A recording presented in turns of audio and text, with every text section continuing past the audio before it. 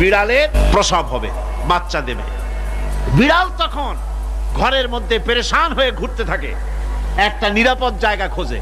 প্রসব করার 2-3 দিন আগের থেকে খুঁজতে থাকে তার জন্য নিরাপদ জায়গা কোনটা। এরপরে খুঁজতে খুঁজতে প্রসবের দিন সে সত্যিকারের ঘরের মধ্যে সবচেয়ে কোনা কানা জায়গা যেটা, সেই রকমের একটা নিরাপদ জায়গা সে বেছে নিল। এরপরে বাচ্চা হলো। বাচ্চা হওয়ার পর এই বাচ্চার উপরে কেউ যেন আক্রমণ না করে, শত্রু যেন তার জায়গাটিতে না আসে, এই জন্য বাচ্চাটার ওর তো হাত দিয়ে মায়ের মতো কোলে নিতে পারে না, সে আস্তে করে ঘাটটা কামড়ায় ধরে যাতে করে বাচ্চা ব্যথা না পায়। ওইভাবে করে ঘাট কামড়ায় ধরে আজকে এই সিঁড়ির নিচে, কালকে ওই খাটের নিচে, পরশুদিন এই আলমারির কোনায়, এইভাবে বাচ্চাগুলি সরায় সরায় রেখে বাচ্চাকে প্রতিপালন করে। এই বিড়ালের হেদায়েত দিলটা কে?